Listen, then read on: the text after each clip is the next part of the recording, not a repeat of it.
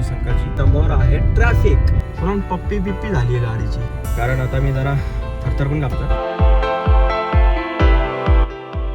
तर मित्रांनो, मी आज चाललोय आश्रमामध्ये. माझ्या काकांनी एक कोर्स घेतला होता आर्ट ऑफ लिव्हिंगचा. आपले जे गुरुदेव आहेत श्री श्री रविशंकरजी यांचा एक आश्रम आहे मरकळमध्ये. त्यांचा आश्रम आहे त्रिवेणी आश्रम म्हणून. माझे काका तिथं गेलेले आहेत. एक 3 दिवसापासून काहीतरी कोर्स होता. सो आता त्यांनी मला 1:30 वाजता बोलवलं होतं घ्यायला. तर बघू किती वेळ लागतो. हा थोडा मोठा व्लॉग असेल मे बी, कारण मला आश्रम थोडासा दाखवायचा आहे तुम्हा सर्वांनाच. बघू आता ट्रॅफिक किती लागते आणि काय लागते. हा जो ब्रिज कडे जायचा रस्ता आहे तो मला वाटतं पुलाचं काम चालू आहे त्यामुळे बंद आहे हा रस्ता. सो आता मी इथूनच युटर्न घेतोय, कारण पुढे जाण्यात काय अर्थ नाही, बॅरिकेड्स लावलेले आहेत. आता एक आहे दुसरा रस्ता आहे, निरगुडी म्हणून एक गाव आहे. अरे बापरे, गाडी खूपच जास्त हलते. त्या गावाच्या रोडने मी जाऊ शकतो. तिथून एक आहे रस्ता मला एक ऑप्शन म्हणून. आता बघूया त्या साईडने किती ट्रॅफिक आहे. मे बी त्या साईडने जर ट्रॅफिक वळालेली असेल तर भरपूर गर्दी पण असेल तिथे. आता मी मॅप चेक करतो एकदा. मी मॅपवर चेक केलं, ह्या रोडनी मला वाटतं 30-35 मिनिटं लागतील. छोटा रस्ता आहे आणि आळंदीवरून जायचं म्हटलं तर पूर्ण रेड आहे. तिथून जाण्यात अर्थच नाहीये. इथून आता सगळी ट्रॅफिक वळवली असेल पोलिसांनी. तर हा बघा खूप छोटा रस्ता आहे, मी तुम्हाला दाखवतो. एकदम छोटा आहे. हे बघा मित्रांनो, केवढूसा रस्ता आहे, खूप छोटा आहे. म्हणजे समोरून जर गाडी आली तर पॅकच आहे. 2 गाड्या ॲट टाइम निघूच शकत नाही, एवढूसा रस्ता आहे हा. काय काय ठिकाणी छोटा आहे, काय काय ठिकाणी मोठा आहे रस्ता. पण मेन जे निरगुडी गाव आहे तिथं तर खूपच जास्त छोटा रस्ता आहे. तर निरगुडी गावामध्ये मला वाटतं फुल जाम असणार आहे सगळं. पण ठीक आहे, निघून जाऊ कस तरी. आळंदीतून जाण्यापेक्षा हा रस्ता बरा आहे. एकदम छोटू रस्ता आहे, एकदम छुटकू. आता इथं गाड्या थांबलेल्या आहेत. आता येणार आहे मज्जा, कारण समोर आहे ट्रॅफिक. छोटा रस्ता असल्यामुळे कोणीच कोणाला ओव्हरटेक वगैरे करत नाही, एकदम शिस्तीत आहेत. 5 मिनिटं झाल्यात आम्ही इथंच या लाईन मध्येच आहे मी. निरगुडी जे गाव आहे इथे खूप छोटा रस्ता आहे ऍक्च्युली. आता कसं खेडेगाव असल्यामुळे गावातले रस्ते छोटे असतात. सगळे एकदम व्यवस्थित शिस्तीत गाड्या चालत आहेत. काय काय जण करतील मस्ती आय गेस, पण बघू.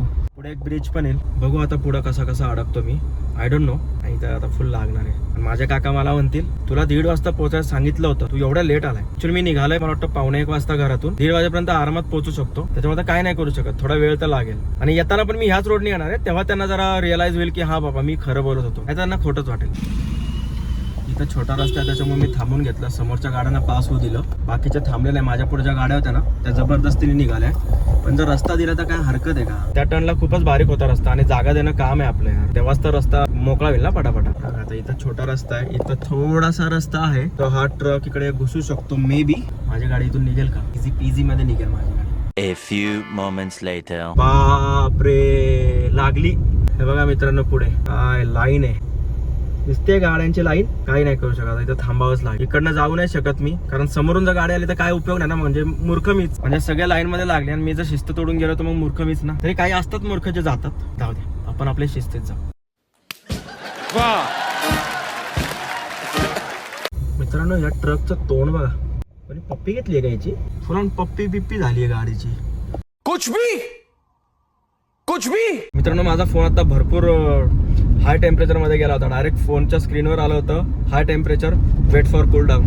सो मी काय केलं, या एसी व्हेंटच्या समोर फोनला जरा वेळ धरून ठेवला आणि गाडी चालवली. फुल खराब रस्ता होता. खराब रस्त्याने आता चांगल्या रस्त्याला लागलोय मी. आळंदी लोणीकंद रस्ता आहे, मरकळ तुळापूरला जातो आपण त्या रस्त्याला आता मी लागलोय. तोपर्यंत फोन पण गार झाला म्हणून मी आता परत शूट चालू केलंय. असा रस्ता आहे आता, डांबरी रस्ता आहे पूर्ण, पण ट्रॅफिक भरपूर आहे. A few moments later. मित्रांनो, आता काय झालं माहिती आहे माझ्यासोबत. मी एका गाडीला ओव्हरटेक करत होतो. मी आता साईडला घेतली गाडी, थांबून घेतलं लगेच, कारण आता मी जरा थरथर पण कापतोय. झालंच तसं आहे ऍक्च्युली माझ्यासोबत. आता दाखवतो. हे एक्सिलेटर दिसतंय, एक्सिलेटरचं जे पेडल आहे हे या मॅटच्या खाली अडकलं होतं. मी ओव्हरटेकला लागलो, एक्सिलेटर मी जसं दाबलं तर हे एक्सिलेटर ह्या मॅटच्या खाली अडकलं आणि त्याच्यामुळे गाडी एवढ्या जोरात रेस मध्ये पळाली आणि मी पटकन इंडिकेटर दिलं, साईडला घेतलं. ते एक्सिलेटर तर निघत नव्हतं, स्पीड तर कमी होतच नव्हतं. ऍक्च्युली मी ब्रेक दाबले, पटकन साईडला घेतली गाडी. एक्सिलेटर अडकलेलंच होतं आणि न्यूट्रल टाकलं, हँडब्रेक लावला आणि आधी गाडीच्या खाली उतरून ते एक्सिलेटर मी काढलंय. गाडी फुल रेव करत होती. खूप बेकार इन्सिडेंट होता ना हा. म्हणजे माझ्या जागेवर जो माझे काका वगैरे असते ना तर डेफिनेटली ते कुठे जाऊन ठोकले असते. एवढा बेकार इन्सिडेंट होता हा. मी पटकन, मला ते लक्षात आलं की एक्सिलेटर अडकलंय, ते निघत नाहीये. मी एक्सिलेटर सोडून दिलं पटकन. एक्सिलेटर ते तर तिथंच अडकून राहिलं. पण मी पटकन कंट्रोल केली, मागं पुढे बघितलं, गाड्या नव्हत्या. एकच गाडीला ओव्हरटेक करत होतो मी. पटकन इंडिकेटर दिलं, साईडला घुसलो, न्यूट्रल केली, हँडब्रेक ओढला, गाडी जागेवर थांबली आणि एक्सिलेटर मी काढून घेतलंय. आता अजूनही थरथरतोय मी. हे पहिल्यांदा झालंय ऍक्च्युली माझ्यासोबत. कोणी पुढे सरकवून ठेवलं ते मॅट मला माहित नाही. त्या मॅटला ऍक्च्युली आपण जसं वेलक्रो असतात ना तसं ते आहे, त्यामुळे ते खाली चिपकलेलं असतं. जेव्हा ते मॅट पुढे सरकवलं असेल कोणी त्याच्यानंतर ही गाडी चालवली नाही, आता डेफिनेटली काही ना काही झालेलं असतं. तर मी ते मॅट खाली मागे ओढलंय, एक्सिलेटर आता दाबून बघतोय, एकदम फ्री आहे. नाही म्हटलं तरी 1 इंचाचा गॅप आहे त्या मॅट पासून एक्सिलेटरचा, सो आता काय अडकणार नाही. ते गाडीला काहीतरी झालं, मी एक्सिलेटर दाबतोय ना, प्रेस पण होत नाही गाडी. मी फुल प्रेस केलेलं आहे, न्यूट्रलवर आहे गाडी. एक्सिलेटर वायरचा काहीतरी इश्यू झालेला आहे, गाडी रेव पण होत नाहीये. आता मज्जा. मी बरेच प्रयत्न केले, मला समजत नव्हतं काय होतंय गाडीला. आता रेव होते गाडी. ते नाही का तुम्ही हा पिक्चर पाहिलाय मंगलयान मध्ये बघा, ती एखादं ते हिरोईनचं नाव नाही आठवते, ती सगळे स्विच ऑफ करते आणि परत ऑन करते. तसं मी केलं, गाडी ऑफ केली, जरा वेळ गाडी शांत उभी राहू दिली 5 मिनिटं आणि मग गाडी स्टार्ट केली. म्हणजे एक्सिलेटर दिलं ना तर मी रेव होते गाडी. अवघडच आहे राव. चला आता जर चालू झाले तर पटकन पोहोचतो. आता मी शूट नाही करत, डायरेक्ट तिथे आश्रमात गेल्यावर भेटतो. पोहोचलोय मित्रांनो मी त्रिवेणी आश्रमला. हा बघा त्रिवेणी आश्रम, तुम्हाला नाव दिसत असेल. गाडी लॉक करू आणि आता आतमध्ये तुम्हाला दाखवतो आश्रम कसा आहे.